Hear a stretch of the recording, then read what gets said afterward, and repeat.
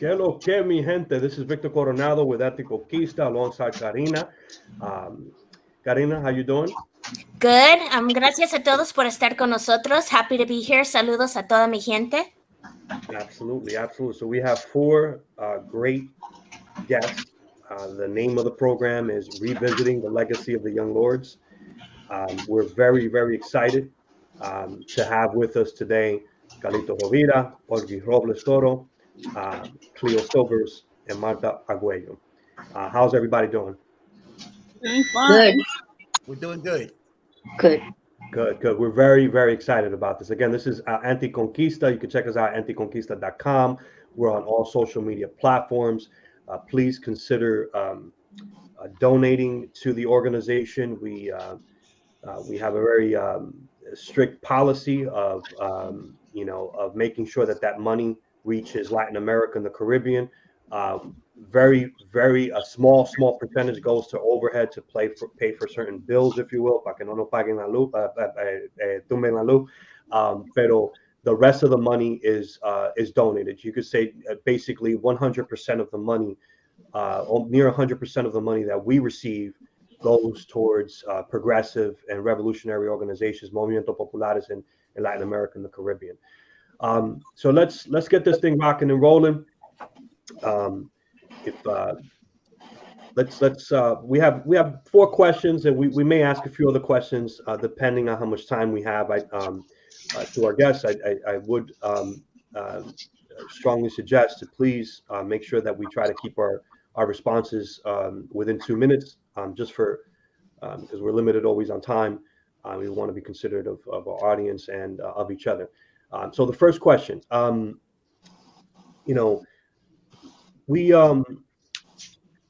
we say over at ANTICONQUISTA, we believe that in the United States, in the diaspora, there's not really a left, and I was just curious as to if we could try to define what left is and how you folks define what your organization was ideologically, and then also we believe that the part of the reason why that there isn't a left is because there seems to be this repulsion to structure. So how was the Young Lords organized? Like what was the structure of the organization? Ideologically, philosophically, how will you folks say that you defined yourselves? We defined ourselves as a paramilitary revolutionary organization. And we had a 13-point program and platform that guided us as to our ideas, and we evolved as the time went by and our studies expanded our thinking. You want to add more, Carlitos? That everybody add more. Yeah, I would say that we were anti-capitalist and anti-imperialist internationalists, and that our leadership was a central committee that made a tremendous contribution. Every member of our central committee made tremendous contributions, and it made really a great contribution to the left at that time, as a matter of fact, as well as the rank and file. I'd like to add also that we were, in terms of membership, we were organized into what we called ministries, very much following the example of the Black Panther Party. So, among our ministries was the Ministry of Information, Ministry of Education, and my brothers and sisters, if I forget any, please tell me, Ministry of Defense, Ministry of Finance, Field Ministry.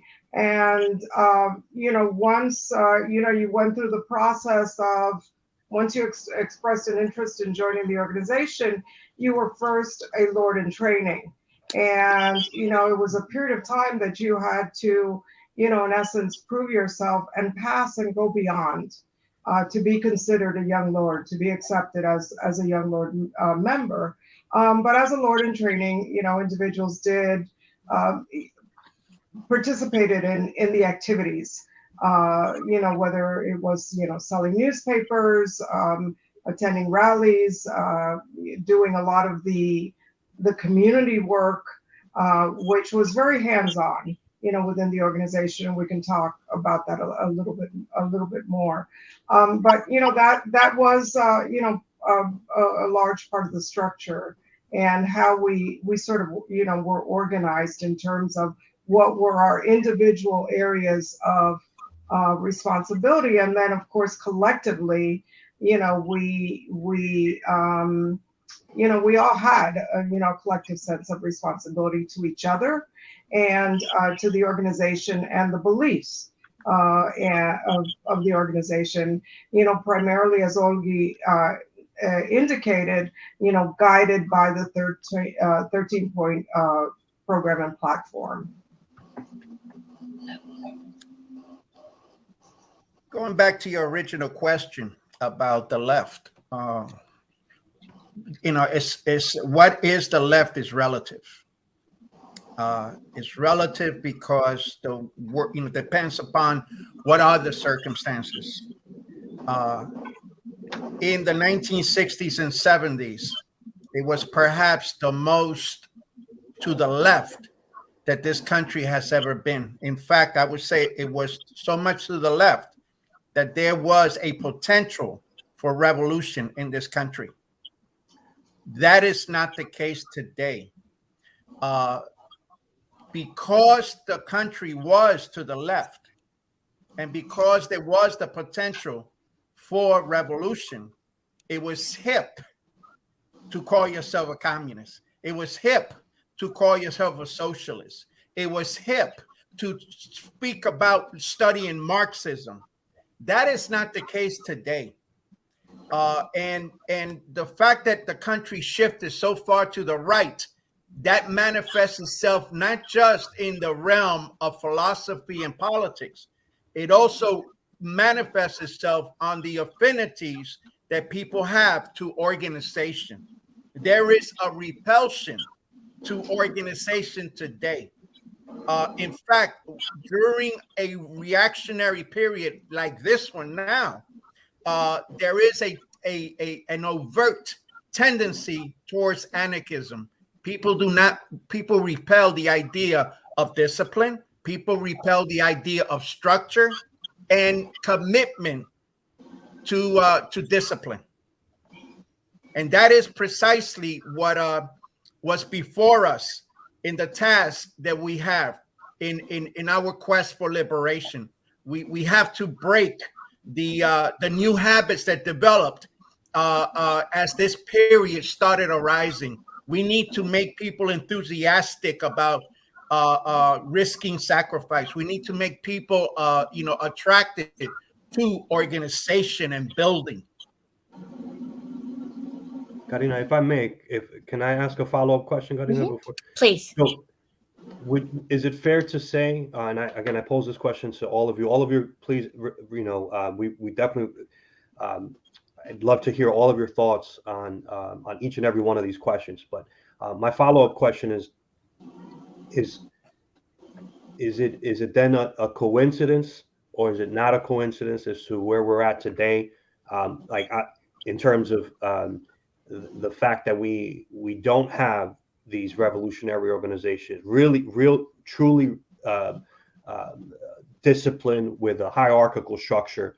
As Olguie plainly put it, we were a paramilitary organization. And if you read a lot of the texts that, like in front of me right now, I have a couple books here about the Young Lords history.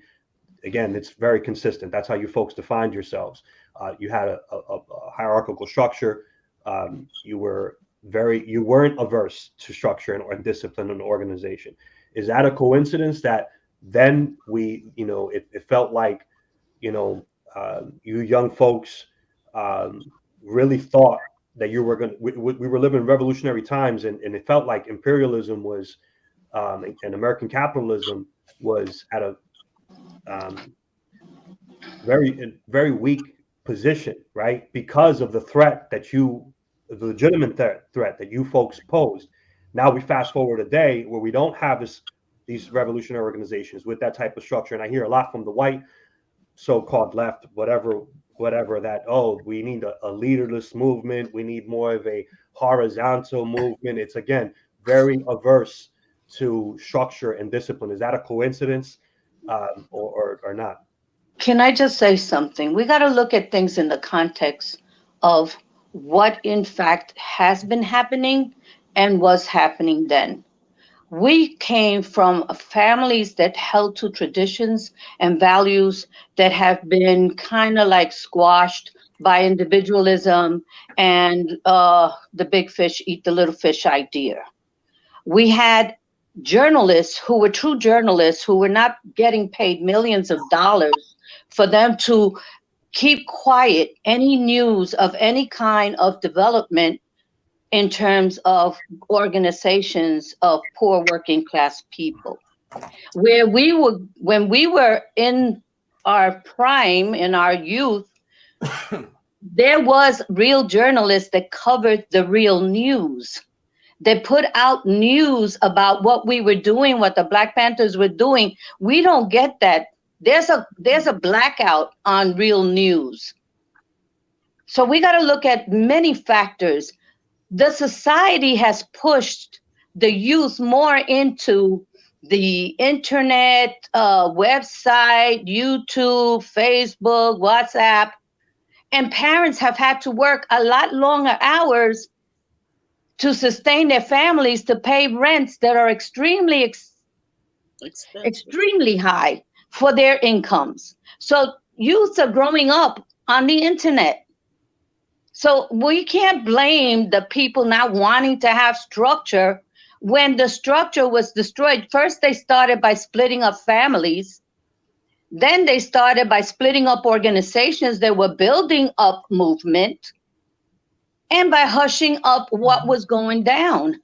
So when we look at the context of what was happening then and what is happening now, how much are people being exposed to? We can't say that the youth are not moving. We don't know, because it's not being televised. It's not being announced. We know about the Black Lives Matters because it became a whole national, worldwide movement. Now, in terms of structure, and I'm going to stop. We had a structure. We had ministry leaders because we didn't want one leader. We wanted a collective of leaders. And we always had the principle that the stuff goes from the bottom up and from the top down. So we had general meetings to discuss what we had to deal with internally and externally. There was a certain set of structure that was set up to make sure that we had one party line, that we knew our direction and what we needed to do. After Cointelpro destroyed the movement, because that's what they did, and played our weaknesses, we ended up where we ended up. Mm-hmm. And I'm saying today that we have a lot of allies. And we got to look for them, and we got to let them know we're not doing a revolution on the internet. We cannot be talking all of our plans and our business on the internet. We got to get face to face, one-on-one, get out of the little cubby holes and do what needs to be done, because otherwise we're going to be squashed before we begin. And on that, I stay quiet. I'd like to talk just a minute about Cointelpro. The United States government had a tremendous goal of squashing and making sure that revolutionary type organizations never came up again. And their whole goal was to profile the leadership, to use the weaknesses of people in leadership to destroy the organization from the inside out. And I think the other important thing was that their goal was to kill you, physically kill or neutralize anybody who wanted to be a revolutionary, so that every child that came up and saw what revolutionaries did, they would be afraid that they would be killed or that they would be neutralized in some way. Something terrible would happen to them. And I'm through with that, with saying that. Yeah, along the lines of Cleo's comments, it's important to also remember, we lost so many great leaders, leaders and cadre, because, among the Young Lords, we lost members, be it in New York and in Chicago. And so, there very much was a concerted effort to break up organizations, as as Cleo indicated, and by any means, right? So whether it was personal attacks on individuals, sowing dissent and within organizations. Pitting people against each other, organizations one against the other, because it was a period of time where we had achieved a large amount, of very successful organizing. And I say we, speaking in terms of the left, where coalitions were very strong, where organizations knew that we had to cast, this wide net. And that, people working on individual issues, that we had to come together, that we're, what we were talking about is, were these structural, issues and inequities that were across the board, so that, whether you were working in housing or education, or areas of health,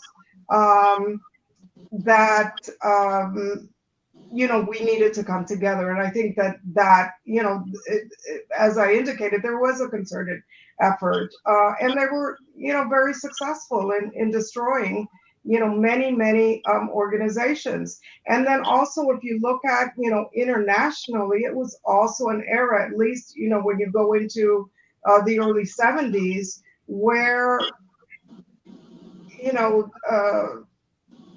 countries that had, progressive or left leaders, that there were, attacks. That's right. You can see documents, the open documents, that show American intervention into, politics in Chile, the disappearance of individuals, in Chile, and as I said, in other countries. So yes, in answer to your question, it was very much a concerted effort to destroy the left on a national level and on an international level. I just want to add one more thing, and that is that the health conditions, the housing conditions, the conditions of finance, and not having enough funds to pay your rent, to take care of your children, to even feed your children. And we were exposing that these things could be helped, as our reforms could be assisted by the government, by doing a free breakfast program, by going door to door and trying to deliver quality health care, and to expose the horrible conditions in hospitals and things like that. So those conditions also had a great deal to do, and the conditions today are just as bad or worse. I'm done. There's a lot to be said about the contempt that the rulers have historically have had when it comes to oppressed people, oppressed and exploited people, when it comes to them organizing and creating organizations. It doesn't matter what kind of organization you have. It could be the Nation of Islam that you're trying to organize, or it could be a street gang that you're trying to put together. They do not care what kind of organization it is that you are creating. They have a certain perspective. When people of color and working class people create organizations, they have a not only a contempt, but it's also a reluctance, a fear, something that they cannot relate to, and it is a most essential question for human beings to have. I mean, Spartacus was a leader, but he created an organization against the Romans. Okay, and the Romans were, just as scared and in contempt as much as American slave owners seeing their slaves organized into a liberation force. So when Black people in the United States started, rebelling in slave rebellions, and they discovered that they were organized, that they had a leadership, that different, one person had this task and the other person had that task. It really became mind-boggling for the rulers. So organization is central. And having said that, Operation Cointelpro was designed to destroy a definite movement in history. And it's important for us to sink into our heads that whatever it is called today, whatever the rulers call it today, it is designed to prevent us from recreating organization and movement. And that's why we have to be very critical of individuals, just like agents that promote, divisive gossip and petty discourse. We have to be very critical of that, because if there should be anything in anyone's mind right now, anything of concern, is to build a new movement. And in order to build a new movement, we need organization, and we have to guard against all of the forces, okay? Those from without and those from within that are trying to prevent that new movement from rising up again. Mm-hmm. Thank you, Carlito. So should we go to the next question, or did anyone have anything further on that one? We're going to talk, actually, we'd love to talk more in depth about Cointelpro, and we plan to do that later on. So we want a lot more details from you in a few minutes. But the next question that we had, I guess, is kind of more targeted for las mujeres, for our sisters. And so I want to know what empowered you or gave you the courage to seek out an alliance and a membership with an organization that you may have seen was primarily male. And what concerns did you have? What did you discover after you joined? Like, what were some of the challenges that you encountered after you had joined, and maybe how it was resolved? For example, I'll mention briefly that I guess Victor and I had spoken about an anecdote that he'd read about the 13-point program and some language that could have been concerning for sisters that were joining. Can you guys tell us more about that? That's an excellent question. I just want to say that personally, I was always in awe of the development of the Young Lords. When I was a Black Panther, I worked directly with the Young Lords, and the women at that time, just at the time when I came into the Young Lords, the women were rising up inside of the organization. And I just also want to say that, the idea that women hold up half the sky is a revolutionary idea.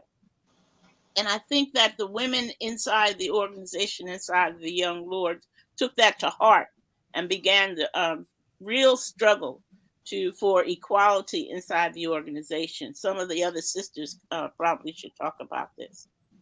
Okay. So, I have to say that, when I joined, it wasn't so much that the organization was largely male, because there was a large percentage of women, but the leadership was largely male. And so, that was, and also that, we recognized both from personal experiences, from our family experiences, that, the position of women, within the family, within society, within organizations, was something that needed to change drastically. And with that individual attitudes, both of, men and women. And so I think, part of the beauty of the development really of a women's caucus within the Young Lords organization, Young Lords Party, and also the development of a men's caucus, which, we can talk about in a little bit more detail, and a gay caucus. Okay, that these were ideas that really were ahead of their times. That we did tackle those particular, as I said, the women question, and looked at, what is our role within the organization? What is our role? What's an equitable relationship? What does it mean to be brothers and sisters in the struggle? If we are working under unequal conditions, so I'll let my other sisters jump in there. So, but that is to say that one of the first issues that we did tackle was the lack of women in key leadership positions, and once that began to evolve, or to happen, that we then were able to, as an organization, really begin to take a look at on a personal and a political level, right? What things needed to happen if we really were talking about creating a society, where men and women were equal. Well, our idea and our platform talked about, we want freedom for all humanity. We didn't say we want freedom for a group of humanity. We said for all humanity. So there was a contradiction with the platform that said machismo can be revolutionary, when machismo is oppressive, as racism is oppressive, classism is oppressive. There's nothing revolutionary about it. So that became an issue. We struggled to make that understood. We didn't go like with the female liberation movement where the men became the enemy. We knew that we had to change the ideas that were embedded in the culture and in the traditions of passivity and machismo, because they go hand in hand. They're the opposite ends of the same pole. So we decided that we needed to have meetings to discuss how machismo and passivity manifests itself. And we utilized the little red book by Mao Zedong that said that one should not gossip and that one should have constructive criticism and self-criticism in order to evolve and grow. And so the movement within the Young Lords to be able to fight for equality, for all human beings to be treated with respect and dignity, ensued. I was a very passive little girl. I joined the Young Lords at 16. I bit my nails in the middle of meetings. I sat behind big people so that I wouldn't be called on, because I was afraid, because I was made to feel inadequate. I knew that I was a caregiver. I knew that I fought for my mother and my sisters and my brothers, but I was a little girl who was afraid, didn't think I was smart enough, pretty enough, anything enough. And in the Young Lords, I learned that I am enough.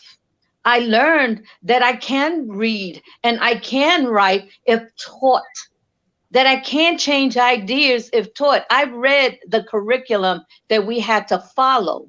I read books that I didn't understand with a dictionary and a notebook in order to evolve, in order to grow. Because you cannot teach something you don't practice. And if you don't learn it, you can't practice it. Yeah. So that was the whole idea of being in the Young Lords. And I stayed long into the Young Lords, a lot longer than people anticipated the Young Lords lasted.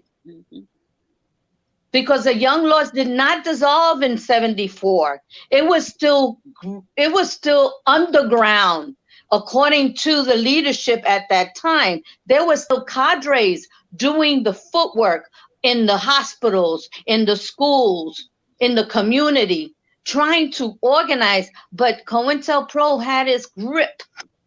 And you know how they got the grip? From the people. They were not transforming. They were talking a good game and was not really looking. So I'm going to say it here and now, although it wasn't a question, nothing changes unless we as individuals change. Nothing grows unless we as individuals grow. And we cannot have the ideology of the ruling class living in us and then call ourselves freedom fighters. Yeah. We have to undo the ideology of me, myself, and I. Lo que más me convenga es lo que voy a hacer y no me importa quién yo pise. Translation, it don't matter who I step on. Whatever matters is what I can get. We need to get rid of that. And we need to teach the young people, because they're being indoctrinated through the internet to follow these ideas. I'm going to look sexy and I'm going to be cute and I'm going to get this and I'm going to be the one that's going to have all the money. No, you have to have principles. My mother taught me principles. She said, you don't steal. You earn what you get. You make sure that you take care of family. I taught that to my kids. But who's teaching our kids when you're working 2 jobs to pay 1 rent? That's why, in terms of building, we need to reach out. And I'm the kind of person that I say we got to reach out to the white poor people who are being bamboozled and lied to, because they don't know that they're being bamboozled and lied to. They think that Latinos and third world people and people from Latin America and people from the Caribbean are stealing their jobs. Not that the jobs are leaving the country because they can get cheaper labor. They don't got laws that protect the workers. Not that there's many laws that protect the workers in this country at all. But I'm saying this to say we went through a process of growth in the Young Lords to fight for human rights and human freedoms. And that includes every gender, the gays, the straights, the men, the women, the young, the old. It doesn't matter. What matters is, how do we do that, and with what ideas? I've always said this: watch what people do and not what people say, because their practice will speak louder than words. And I want to leave that with the young people listening to us. Watch what people do and not what they say, because many people can tell you the history of the Young Lords left and right, up and down, but they don't practice what they preach. I like the to reason say something else. Go ahead. No, Mama, sigue. What I wanted to add to that is that if we watch what people say and do, we then get to identify who's your friend and who's your enemy. Mm-hmm. You get to identify when somebody's approaching you, like COINTELPRO tried to approach me. They knew the weaknesses in my relationship and they try to play me. Oh, you know, you're very pretty and you're so sweet and you're so kind and your husband don't really appreciate you. And if I were to allow my ego to be predominant and not wonder, like, why is this person coming at me? Why are they talking this game? Where are they coming from? I would have been played by a COINTELPRO agent, because my personal individual weaknesses were being seen and addressed. Wow. And I'm saying this because it's really important. Nothing changes unless we change. I am 70 years old. I am not wealthy. I don't have notoriety, and I don't care for it. I care about the people. I suffer the agony of people I don't even know, like the war that's going on with Russia, like the issues that are going on in Latin America, like the abuse of women where their arms and their feet are getting cut off in Mexico. These things affect me because my level of consciousness is broader than my own ego. So I'm saying this to say, young people who are listening, we are more than a YouTube, WhatsApp moment. We are more than what we are told that we are. People of color are intelligent, vibrant, full of life people. And as a collective, we are a force to be reckoned with. Right on. And white people, you are not alone. Because when we fight for human rights, we fight for your rights. Even if your racism may blind you, we're fighting for you because the working people of this country have been abused for eons. We are new slave labor. We are slaves in America. And I'm saying this only out of compassion because we have to build something that goes against the isms, all the isms that are manifesting themselves in the interest of the whole, because our future is at stake. I want to say something also before I cede the floor to Carlito. But you know, just to point out, number one, that this is one of the reasons that Olguie was in the Ministry of Education. And secondly, that the panel that you have before you is of Young Lords cadre, right? And so we are voices that are not the ones that have been most prominent in terms of retelling, the stories, the histories of the Young Lords. But we're the foot soldiers, okay? We were the ones day in, day out, men and women, who sold newspapers, who worked the breakfast programs, who went to door doing TB testing, and who really, as Olguie indicated, went through an examination of, who am I and what can we do and how can we change this society. So with that, I cede the floor. Well, I'm not one of the sisters. I'm one of the brothers in the organization. And I there's a lot that I want to say regarding the Young Lords women, because I think a lot of the Young Lord historians, some of them, do a very good number in downplaying the role of the Women's Caucus that was created. You talk about organizational structure. The Women's Caucus was an essential part of the structure of the Young Lords. And let me explain why I say that. It was the women who spearheaded the ideological development of the Young Lords. We took on many positions, as Martha mentioned before, that were advanced for that time in history. And the reason why I say that the women were the ones that were the spearhead is because when they fought to take that machismo is revolutionary bullshit out of the 13-point program, they opened up a can of worms. And once they made the rank and file, the men, including a lot of the brothers like me, by teaching us, why it was necessary to embrace the idea that machismo was not revolutionary but reactionary, it opened up the gates to many, many questions. And there were other issues that we started evaluating as a result of, examining the women's question. The LGBTQ question was one of them. The whole question of socialism, because the Young Lords, I know there's those that disagree with me, and I really don't give a shit.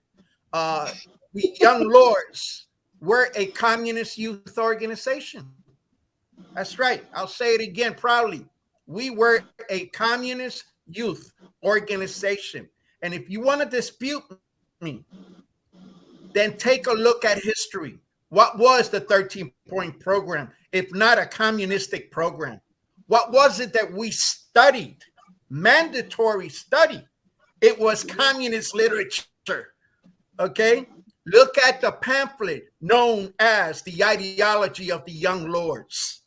That was a communist manifesto of the Young Lords. Okay? You know, so when we talk about the ideological significance of the Young Lords, we owe that to the women because they were the icebreakers. Sister Martha over here trained me in my very first security assignment in the Lower East Side. She was training me by showing me all of the escape routes in case the police attacked us. Sister Cleo there used to babysit me sometimes because I was underage, and I could have had everybody arrested for being a bad influence on a minor. Sister Olguie, all of y'all, all of the women had a tremendous impact on the men and on me personally. I was illiterate when I went into the Young Lords, and I was trained, I was taught how to read and write by the women of the Young Lords. Pa que lo sepan. Okay? So when we talk about, the women of the Young Lords, it's not just a doctrine of emancipation just for women. The women of the Young Lords used the question of women's emancipation in order to open up the gates for further ideological development. Mm-hmm. And, the last thing I want to add, relative to this question is that, we, in taking these particular positions, in examining, right, the issues that really impacted, women the most, or, and as I said before, talking about creating a new society, that, we also, there was a concerted effort to make sure that our message, reached the community. Number one, in understandable terms, and number two, and through whatever medium we could. So certainly, there were articles about, about women in the Palante newspaper, why, why it was necessary to do away with, this whole, idea that somehow it was okay for Puerto Rican men to have mistresses and second families, queridas. There's another term, but it's escaping me. And that there were also community education meetings. And again, it wasn't, it was within the realm of organizing, right? So we knew that in order to organize, we needed to talk about the issues that most impacted, our community, which was, broadly communities of color, Black and brown peoples. Well, we had political education classes, and the agreement with the people who came was that what they learned, they're going to end up having a group of their own to spread the information. So it wasn't like we had a little clique that just met with each other and that was it. It was about movement. It was about doing grassroots work. Everything that we did was about expanding the grassroots work. I was in the education ministry. I did political education. I had 6 people at a time. We read books. We read Mao Zedong. We read Marx and Lenin. We read The Prodigy. I can't ever remember the whole title of that book. But we read a lot, and we shared that information. We brought the newspaper and we shared articles so that the community would not only just be informed, but that they too can have the option of choosing whether they wanted to take that information and share it. And the agreement was we would all take 6 more people and share it so it could keep expanding. Now, one of the things that happened with COINTELPRO is that when they saw organizations coming together and not fighting each other, and they saw that we were down on, fighting the war in Vietnam and fighting for the human rights, they saw 10,000 people in New York City, the way they saw the way that Malcolm X had his soldiers stand and wait in front of that precinct, and found it to be a threat. And said, we can't let that continue, because this grassroots organization is spreading. It's getting bigger. People are aligning themselves with each other. We even try to align ourselves with the white women's movement. We were not allowed to speak because we didn't see the men as the enemy. We saw our brothers as potential people that would grow, that had potential to change their ideas and become more humane towards their spouses, their girlfriends, their mothers, their sisters, less machista. And we worked with the women not to be passive and let themselves be pushed over, stepped on, messed around with. And all of that was work in action. Not work in words, not work in the idea, but work in action. And it made us powerful. And 10,000 people came out in New York and they marched up the street, and the COINTELPRO people immediately went and put the word out. Black Panthers, Young Lords are together with the Iwaku movement, with the Grey Panthers, with PCP, PNP, and they didn't want that. So let's talk about that. That's actually, so we, all of you have alluded to COINTELPRO. So let's talk about COINTELPRO, which is short for Counterintelligence, right? Program. Which is a government program, an intelligence program designed to go after organizations such as the Young Lords, to try to foment dissent, as I believe Martha had referenced. So if we could just sort of what was COINTELPRO? We could define that a little bit more clearly. How did it affect the organization? Again, I know some of you have already talked about it, but we can go a little bit more in detail. And what tactics or methods were employed? Olguie, you sort of mentioned it a little bit. Again, if we could elaborate a little bit more. And Carlito, you mentioned, whatever they call it today.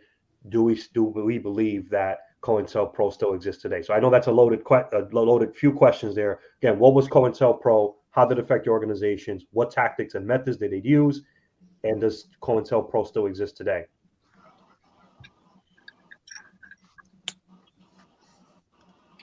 I want to focus just a little bit on the tactics used by the United States government, including several organizations, the CIA, the DIA, the FBI, and these groups of the Boss Desk in New York City, the Black Desk in different countries, different states in the United States, and different cities. And of course, we've already said that their goal was to destroy any organization that was strong and based in the community, such as the Black Panther Party and such as the Young Lords. And the ideas, the methods that they used was to try to go internally and profile us and find what our weaknesses were, what each person's weaknesses were. And then based on those weaknesses, they would do programs and projects on you. They would make you into an individual project and see what they could do, see who they could bring in, because they also brought in agent provocateurs. Agent provocateur is somebody that comes in and tries to provoke you into doing some criminal activity so that you can be put in jail. They kill you. They just outright, if you're a leader, as Olguie spoke about, if you were Malcolm X and you had that kind of system of unity and you were really organized well, then they would just kill you outright. they would just kill you outright, like Fred Hampton was murdered outright. And in fact, they killed some young lords. It may not have been in the same way, but they killed some young lords as well. The brother that they killed in prison and said that he, Rolando. yes, Roldan. Yeah. Julio Yes. Roldan. Julio Roldan. So there were other projects that they engaged in. So I just wanted to start out with that you should know when somebody tries to tell you to bring, oh, let's get some guns, and oh, let's get some explosives, and oh, let's go over here and tear up something, or oh, let's go over here and burn something. That means that the government is in there somewhere if you're trying to organize. Because those are the kinds of things, those are not the kind of things that you discuss openly with people, that you raise open. You have to develop a certain amount of trust and unity before you engage in that kind of discussion. So if somebody's just out there saying these kind of things, then that's not somebody that you want to deal with. That's somebody that's coming in to try to destroy your organization, destroy your unity, and get you killed or get you arrested. So, in reference to COINTELPRO, I mean, I would, a couple of key points or categories, right? So if I were just in simple words to describe COINTELPRO, this was a program of surveillance, of destruction, and actions, as I indicated, to maim and to kill both individuals and organizations. This is not something that we are kind of, making bigger than life. The records are out there, right? J. Edgar Hoover, his words are out there in that, he states, number one, he had a particular obsession with the Black Panther Party.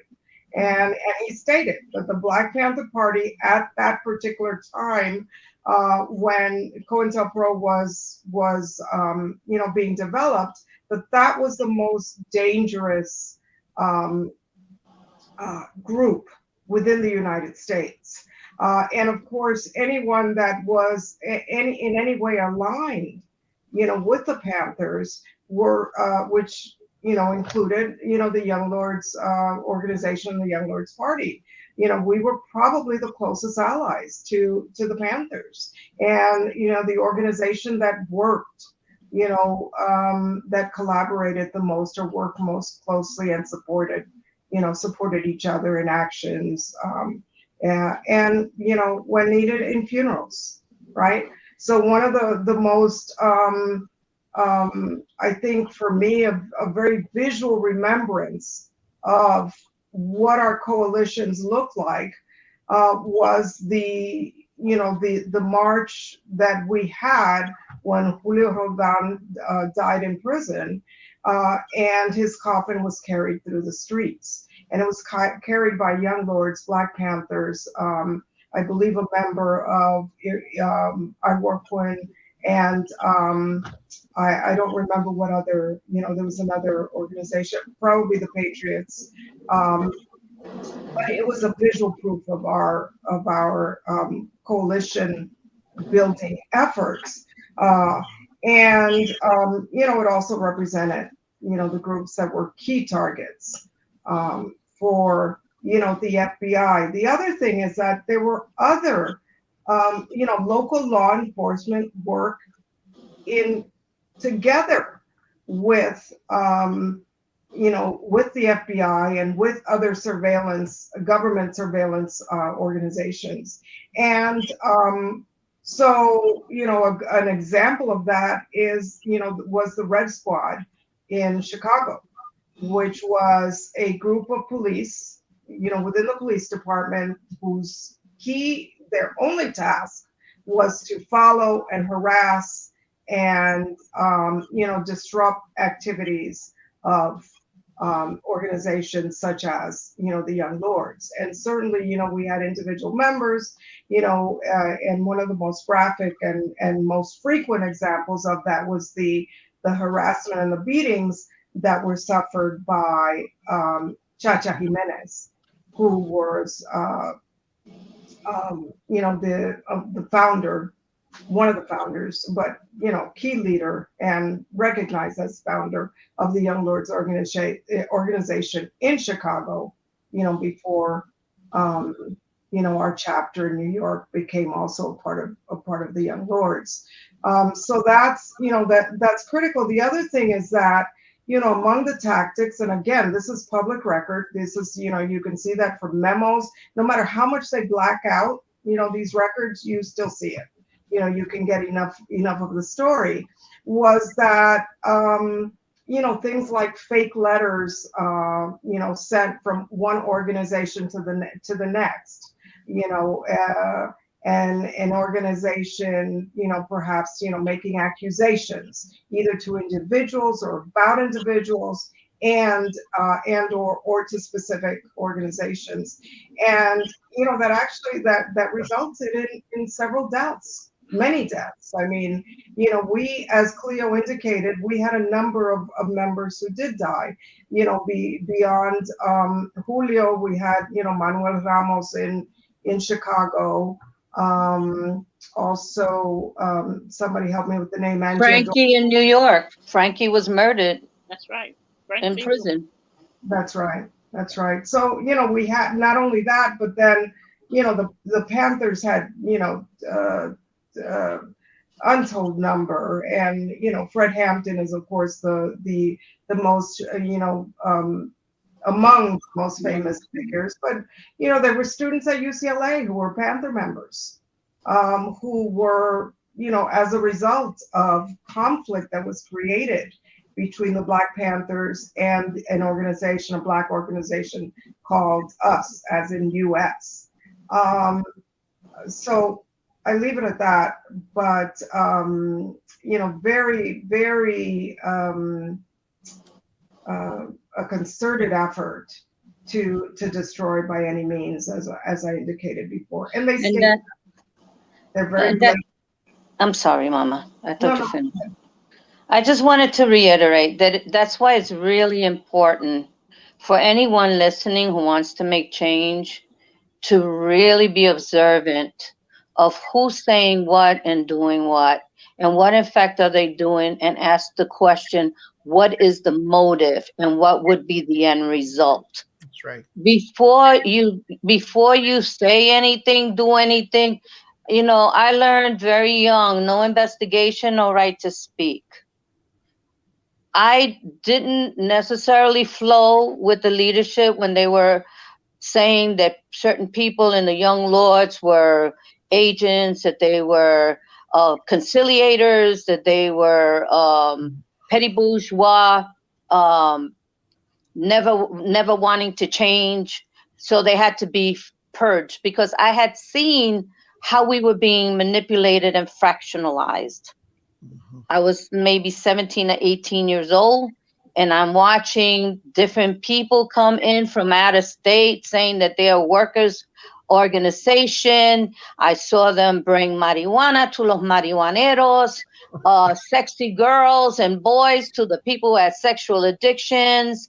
They would bring all kinds of little goodies for heroin users who were still like lingering as friends of the Lord's. And people were just like not looking at, why are they bringing this? What are they trying to do? What do I need to do to change myself? Because we can't make any changes unless we change ourselves. And I say a sober mind is a conscious mind, and a conscious mind is a revolutionary mind. You cannot speak to me about getting high and you're planning an activity the day after when you're not on your P's and Q's. You know what I'm saying? So if somebody comes up to me and says, oh, you want to smoke a joint, and I got an activity the next day, I got to ask you, why are you offering me something that's going to slow me down when I got to be on my toes? why are you coming at me like that guy, Peter, who was an agent, coming at me talking my business when nobody knew my business? How do you get to know my business like that unless you eavesdropping? So we got to be really critical thinkers. We got to be analyzers and observers. That's not to say that you don't, trust people, that you don't open up to people, but you got to know who your friends are and who your enemies are so you can be able to move forward. And Cointelpro played us. They played our internal weaknesses amongst each other, carrying bochinche. Oh, fulana said, so-and-so said this about you. No. I'm going to go to so-and-so and ask so-and-so, you got a problem with me? I ain't letting them manipulate my ass. But if you're not courageous enough to challenge yourself, then you're going to go with the program. And you're going to end up doing things that you'll regret in the future. Because I tell you, when I was attacked as a conciliator, and I did not do I didn't do 100% of what they said. Because I was a loyal cadre. And as a loyal cadre, I did as I was asked. I was asked to watch over a child. I watched over the child. I was asked to sit in a central committee meeting and do certain paperwork. I did my paperwork, but I was charged with collecting information for the FBI and then put on house arrest for being agent conciliator. I did none of those things. But somebody believed the lie.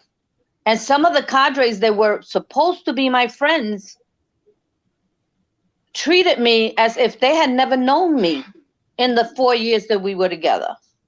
So I'm saying this to say, know who your people are by watching their behaviors.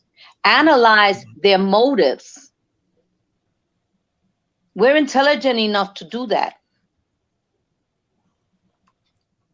You want to take it, Carlitos? I like to, yeah, babe. I think Olguie hit the crux of what government operations against the movement of opposition is before Cointelpro, okay? And that is how to use our weaknesses against ourselves. And that's important to understand, because all of us have made mistakes. I know that I have made many mistakes, okay? And I concern myself not so much with Cointelpro in the past, but what is Cointelpro right now? Okay, because there's a lot of focus on Cointelpro in the past, and then I have to question: are you doing that in order to divert attention away of what is happening now? Okay, we have government operatives around us. Anybody who thinks that Cointelpro, or whatever the hell is called today, is not in operation is mistaken. We have activities throughout the country right now, in New York, in the West Coast, in the Midwest, aimed at keeping movement people at each other's throats. So what Olguie is referring to with the bochinche, that is the form that it takes. Okay, the chisme, the gossip, the petty discourse, it takes that form, but its content is to be subversive to a people's movement, to the potential of a people's movement. Because whenever you see people that call themselves progressives that are building on negativity, watch them. Because you cannot build anything. You can't build shit on negativity. The only thing that you can build on is with the hopes of a successful liberation struggle in the future. That is the only criteria for building. You do not build on bochinche. You do not build on gossip. You do not build on using the negative traits, the weaknesses of anyone. Well, I say to the young folks, okay, if you are building, if you're really interested in building, then we have to build on the positive notes, because we have a lot of positive notes.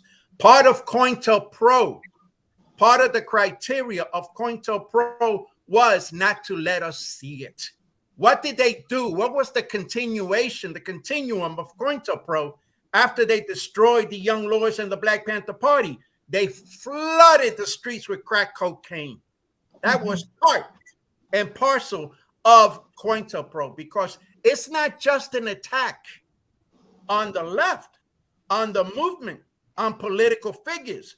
Cointelpro was an attack on our people, and in an attempt to castrate our ability to stand up again.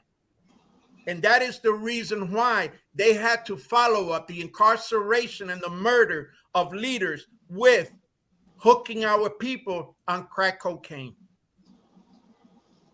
Well, you know, if anyone wants to understand how to avoid destructive gossip and criticism, read the Little Red Book. Practice it. I'm 70 years old and I still practice it. No investigation, no right to speak. If you come to me with somebody's story, I ask you to bring the person and then tell me the story. Don't tell me the story without the person being present to defend themselves. Right. Because as far as I'm concerned, then I got to question your motive. That's right. Because if you come in the interest of bringing resolution, development, progress, then you come correct.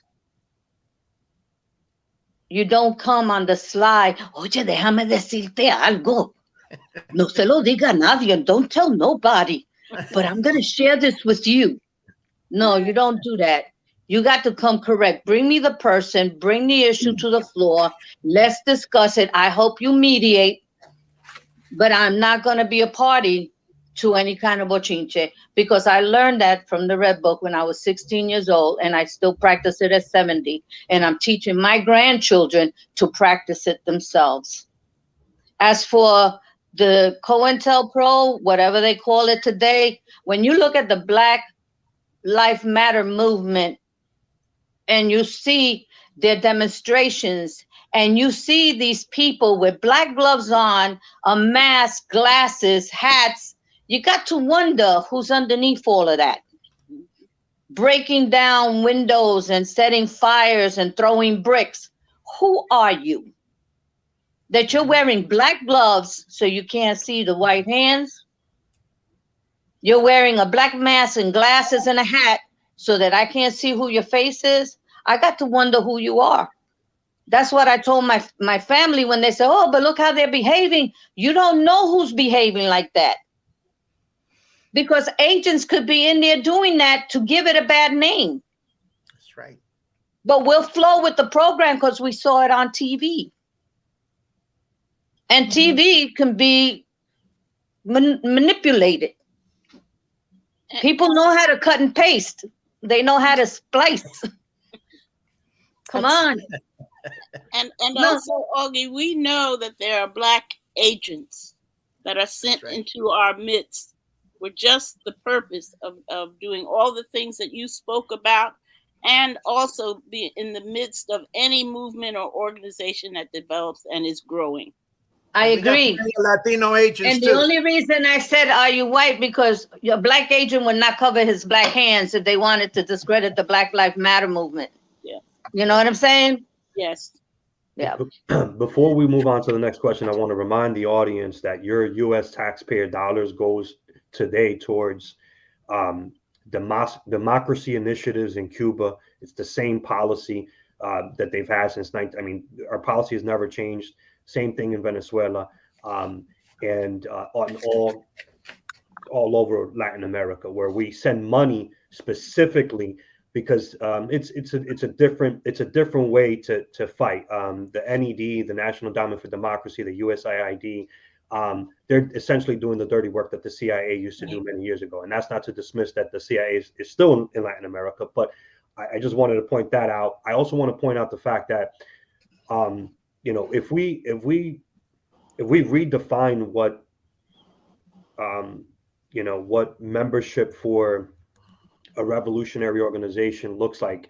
In other words, we have to understand, specifically when it comes to our people, that we come from, we usually, have, the highest literacy rates, the highest SCD rates, the highest high school dropout rates, so on and so forth. So if we're gonna say that to these young folks of color, that, well, you can't be a revolutionary because of where you come from or your background, or because you have personal issues. And that's not to say that we can't figure out a way how to resolve personal issues and contradictions amongst one another. But that's a terrible criteria, and we need to really look at that, because I've heard and seen some things about us having certain criteria of what membership should look like for certain, and it's kind of it doesn't make a lot of sense to me. But anyways, I just wanted to throw that out there before I turn it over to Karina for our final question, which would probably take us to the 90-minute mark, which is an hour and a half, which would be a good, I think. So I appreciate the audience and all the comments. I think this has been such a excellent program thus far, and I appreciate our guests as well. Thank you, Victor. So for our final question, I think we wanted to kind of go back to the title of the discussion, which was Revisiting the Legacy of the Young Lords. And so with that in mind, I would love your best nuggets of wisdom on how, what are your best pointers, your best advice on how do we move forward then in the future with a firmly anti-imperialist, pro-socialist movement in today's climate. So obviously we cannot recreate the Young Lords. You cannot duplicate it exactly now. So what would you give us as your best counsel on how we move forward in today's atmosphere? I want to try to take a look at that. I think that understanding what the concrete conditions of today are is where we begin. Okay. Because the conditions obviously are different today than they were before, although some of the conditions in which our people are living are worse now because of all of the things that have happened. In fact, what Carlito talked about, the plague of crack cocaine, the plague of COVID-19, and all the things in between that have happened to our people, when they stopped paying people at all for a while, in the government workers, that reflected all around the country because it impacted on everybody in the country. And all of the times in which they sent jobs out of the country, as Olguie spoke about. So they did all of those things, and now as we look at the conditions, there is a war going on currently. There still are things like the Cuban Revolution, which has to be completed. There's the history of the civil rights movement that we can use in some ways for the question of voting rights still exists. Mm-hmm. In this country, for people of color, for people of African descent in particular. So we have the many conditions. Healthcare, by the way, is horrendous in this country at this time, and to the extent that we have called for free, quality, preventive health care, and that we came up with a 10-point a 10-point patients' rights bill. All of these things are being taken back now. Each thing in which we progressed in the country has been taken back, and we have to take a look at what are the concrete conditions today and how do we take action, because that's the next question, is how do we take action? How do we unite? How do we have an organization that is able to take action? So I'm going to stop right there and let the comrades speak on it. I like to lay out what I have to say as a continuum to what Cleo said. You know, the conditions have changed, but there's something that has not changed, but we were more vigilant about back in the day, which people put down their guards of. And that is the influences of the Democratic Party, okay, and bourgeois liberalism, okay. It is a cancer that exists historically, but more so now than ever before.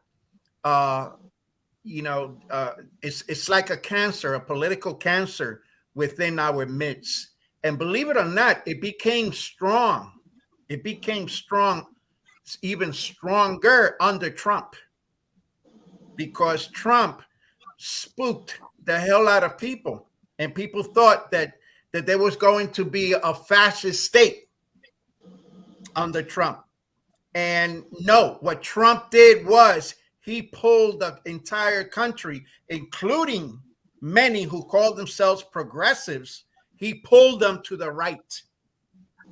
Because when Biden, during the last presidential elections, you saw what I'm talking about very, very clearly. You had organizations that called themselves socialists campaigning for another dog. You see, and I say this because it's like they have us hooked. They have oppressed people hooked on the sweet smelling poison. And we have to start thinking. The younger people have to really, really examine that we cannot build a movement unless it is the criteria. The main criteria is that it has to be a movement that has an independent character, a revolutionary character, and understand that the rulers, the capitalist class, they have 1,000 years on us in experience, in deceit, in demagogy, okay, in tactics of keeping us at each other's throats, keeping us divided, okay. They have that experience. They have the experiences of organization. They have many experiences that the oppressed and exploited peoples do not have. So when we build a movement, we have to guard against it becoming co-opted into the whirlpool of bourgeois liberalism, meaning the Democratic Party. The way I saw this on election night, it was funny because I live in Harlem and I was walking down the street and I see this group, the Revolutionary Communist Party, actually campaigning for Biden. Then I saw, I went further downtown and I saw socialist organization XYZ doing the fucking same. And that is something that we have to examine. It's not enough for us to call ourselves revolutionary, okay, or the sexy word of socialism, okay. We have to start also thinking when we're building, what are the influences of the ruling class within our class, okay, from a practical perspective. Exactly. I'm sorry, Carlito. No, From a ma'am. practical perspective, anytime you want to organize, whether you're in a school, a high school, junior high school, whether you're in the workplace, whether you're in the community dealing with tenants issues, whether you're in a hospital, you start small and you build big. You ask the questions to the people in the community. What do you need to address? Who is willing to join in addressing that issue? And then you start to build. And then you start to reach out to other people who are building so that you can consolidate your united fronts. And I'm saying this to young people because you're usually in school and you have a lot of issues confronting schools. You have issues of how you're being treated by certain teachers. You have issues of bullying. You have issues of finances. If you can build an organization in your school or in your workplace that can represent your interests and the interests of those there, then you can expand it out. Like HRUM, there was an organization that was built, or the Student Revolutionary Movement that was built while we were the Young Lords. We all came together and we worked together and we expanded that work. And I'm saying as a practical measure because, you know, we could talk in general ideas, but we can practically address certain things and then bring it all together as we try to, because what we need in this country is a working class party that we do not have. We have a Democratic and a Republican Party. The Republican Party definitely represents the multi-billionaires and millionaires of this country. And then you got Democrats who are conservative Democrats under the umbrella of helping the people who work with the Republicans. The parties do not represent the working class because if they did, the working class wouldn't have gone 50 years without substantial raises. The ruling class wouldn't have gotten such billions of dollars in their pockets at the expense of doing more for less with their attrition and downsizing. So we need to address our real life issues in real concrete ways and then bring it all together as we develop our understandings, because we also cannot keep our minds at the same level that it is today. We have to expand our minds through reading. Young people, YouTube is not teaching you anything. Read. Read as many books as you can on the history of your people. Read as many books as you can on the history of American economy, politics, religion. Read as much as you can to be able to expand your thinking, because if we do not expand our thinking, we are not going to be free. We won't even be free in the sense of our spiritual self-worth. So we really, the work that needs to be done on a practical level is seek to learn to be the better you. Seek what is needed in your community and work with like-minded people to get that work done. Expand and reach out to others who are doing progressive work. And I guess that's some of it. So, you know, one of the things that I want to point out is that in our discussion tonight, we really have covered some of the different stages in the development of the Young Lords organization and then the Young Lords Party. So that's important to recognize, right? And that, you know, part of what, you know, when we were talking about Cointelpro, you know, we were looking at really the destruction, you know, of the Young Lords as an organization.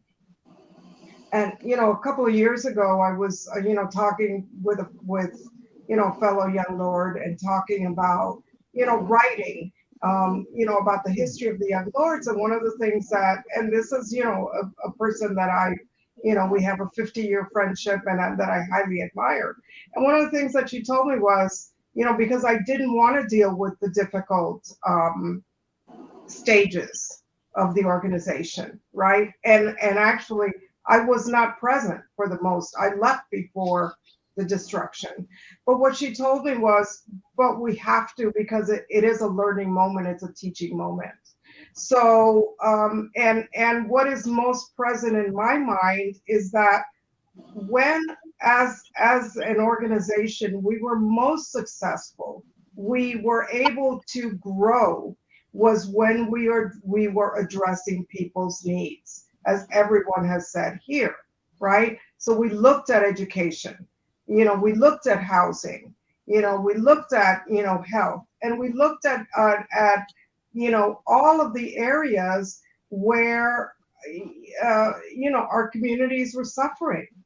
And so it's critical that you are attempting to address people's needs, right?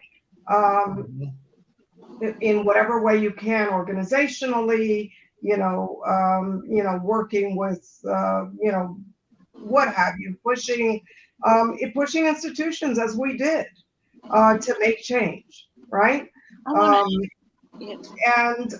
So that's important. The other thing is, as Olguie, indicated, that, you do have to, as you do the work, you have to learn, and you do have to study, right? Now, I say that, but we also can't, there's a lot of organizations that spend their time pontificating and simply talking about abstract, concepts, and that is not organizing.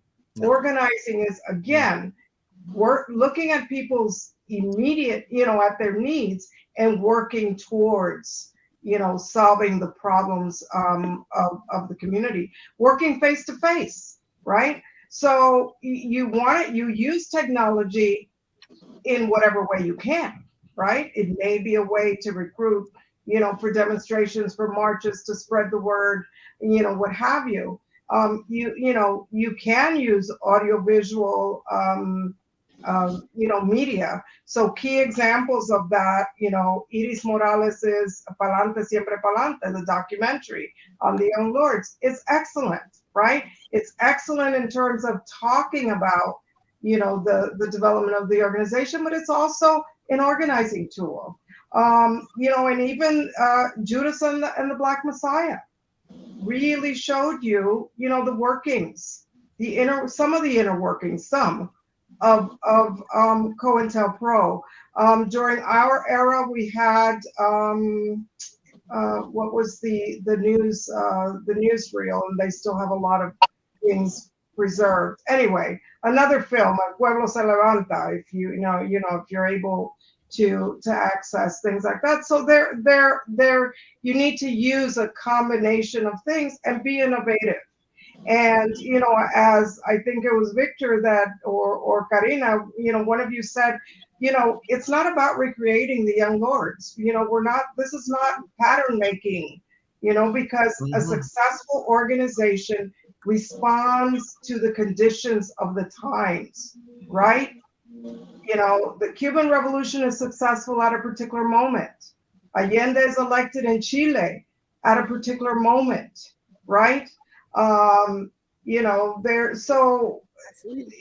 we grew at a particular moment. So you do have to, look at all of those things. But I don't know, whoever, Olguie is kind of the humanist in the group, and the sweet lips. So, I want to make sure that we close on a really positive note. And Olguie's good at that. Well, thank you. But I just wanted to say to the young folks listening and the old folks listening that when we were growing up, we used to say, united we stand, divided we fall. We got to stand united. You start building where you can build. You work your way out. You reach out to other people. The way we did with PRSU and HRUM, and we brought them in and we worked together. The way we did with Iwacum and the PCP, PNP, even though we had some ideological differences, some differences in our approaches, we still came together and worked together. We need to learn to do that with one another. And I say to the young folks, I have faith in you. I believe that we have bright minds out there. We have hearts that are filled with love and compassion out there. And that if we work towards building a party of the working class, because your parents are working class, you're going to be one day in the workforce. Bring it together in the interest of the future, your future, the future of the children that are to come, the future that belongs to y'all. To y'all, because we already like 70 years old gives me another 20 good years. That's it. No, it's a fact. And I live with that fact. And I'll tell you, I organized tenants and I didn't know what I was doing. But I studied all the laws that protected tenants. I studied all the laws that protected the landlord, because you got to know both sides of the coin. Mm-hmm. And then I reached out to the tenants in my building and asked who wanted to work with me. And then I asked the people, what are your skills? One knew how to type, the other one knew how to deal with other venues, and we divided the labor according to their strengths and their capabilities. And someone can only give 25 minutes a day because that's all they had with their family responsibilities. And we took the 25 minutes a day. We didn't say, oh, you're not really working because you only want to give 20. No, we took the 25 minutes because people can give what they can, and then their commitment grows and they work to do better. So I'm saying that to say, we start small, we build big. We build unity and not disunity. We use criticism and self-criticism to grow. We study so that we can learn what it is that we need to do to overcome the obstacles. And then we dance. And then we dance. I don't believe in getting high. I'm going to tell you honestly, I think drugs have been the opium of the people, as is religion. Every drug was used for a purpose and a reason politically. Politically. The natives were given rum. We in the 60s. And Christianity. But I'm talking about drugs right now.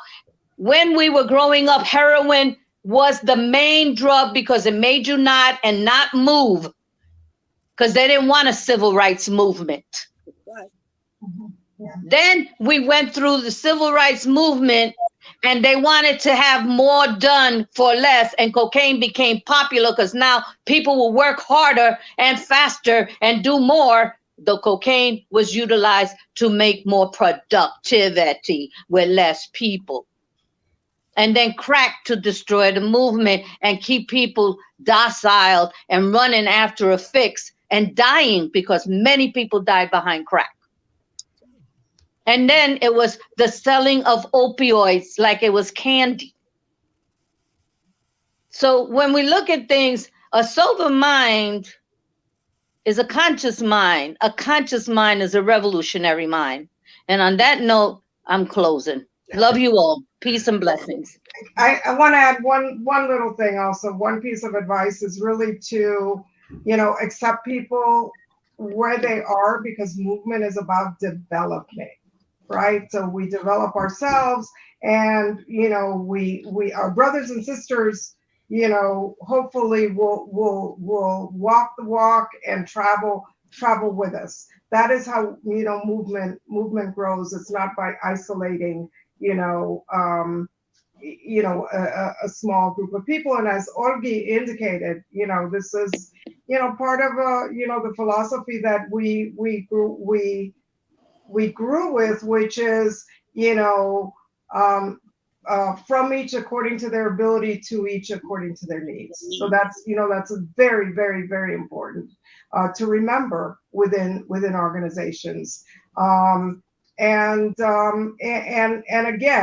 I'm borrowing from, my brothers and sisters on the panel, that, we really do, it is really about creating a just and humane society.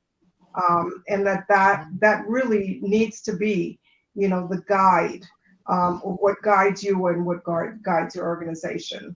And thank you for, for letting us share our stories, our histories, and bringing it to all of you. Well, here at Anticonquista, we thank all of you. You know, we hope we did some justice to keeping the legacy of the Young Lords alive with this program. This was such an excellent program. I've told this to Carlito privately. I think I've said it on programs before. Like, I wouldn't be who I am today if it weren't for you folks. So even though I didn't know you before today, I certainly wouldn't be the person that I am today if it weren't for the work that you folks did back then. And I can't personally thank you enough because, again, I was, you know, in my early 20s, I was learning about, you know, Malcolm X, the Black Panther Party, the Young Lords, the Cuban Revolution, so on and so forth. So I'm 42 today, and again, I just wouldn't be who You're I am a today. baby. I wouldn't be who I am today if it weren't for you folks. So that literally changed my life. I never was the same after that. So again, I hope we did some justice to keeping the legacy of the Young Lords alive with this program. I want to remind folks that, and I always say, for the audience that's always listening to us and checking us out, I continue to say there's a revolution happening in Latin America. We have 4 governments right now: Cuba, Venezuela, Nicaragua, and Bolivia, which I would define as revolutionary socialist governments. We have Peru, Chile, and Mexico, which have leaders that are self-described as socialists with different tendencies. Maybe they're not Cuba, but they don't have to be. We have I guess, sort of progressive government in Argentina. We have elections in Colombia and Brazil, which may tilt them left towards the left this year. And of course, you know, what's interesting is we talked a lot about the Young Lords today. The Young Lords, of course, and I encourage everyone to read the 13-point program. But of course, you folks were staunchly for the independence of Puerto Rico. And so there's always the question of Puerto Rico. At some point, there's going to be an explosion that's going to take place in Puerto Rico. I'm confident in that. Puerto Rico is essentially a colony, and a colony in 2022 is absurd to talk about, but that's just a euphemism for slavery, and no one wants to be a slave. I'm going to mention just a few names of some organizations and leaders: Marcus Garvey, Carlos Cooks, the UNIA, Malcolm X, and towards the end, the OAAU, Organization Afro-American Unity, the Black Panther Party, the Young Lords Party. There's 60 plus million Latinos here in the United States. At some point, I mentioned how there's going to be an explosion at some point in Puerto Rico. There has to be at some point. While we may, again, we cannot. And we got to give homage to Don Pedro Albizu Campos. Absolutely. Yep. Who, yes. And if you're not familiar with the name Don Pedro Albizu Campos, please learn about him. He was one of the baddest motherfuckers that ever walked the planet. I mean, if when you read about him, I mean, that's and right. You know, from what are we talking about? From Harvard, from having an influence on the Irish revolutionaries in Ireland to, we can go on and on about. And who wrote the first draft? Forgive me. Who wrote the first draft of the Irish Republican Constitution? Right. Who spent half his life in prison, tortured. The government used all types of experiments on. I mean, we should probably do a whole program on Don Pedro, for sure.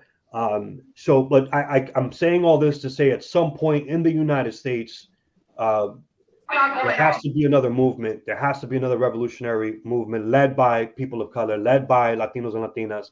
I'm convinced that it's going to have to happen. If we all share the same hemisphere, we have to integrate the movements, the anti-imperialist movements that are happening in Latin America, with eventually what would be a revolutionary movement, anti-imperialist movement here in the United States. And of course, we can't do that without the Latino community, Latina community. So I thank you all once again. And until next time, I hope there is a next time, maybe we could do a part 2 to this. Yes. But thank you. Thank you. Que vivan los Young Lords. Pa'lante. Que viva toda la gente obrera. Yes.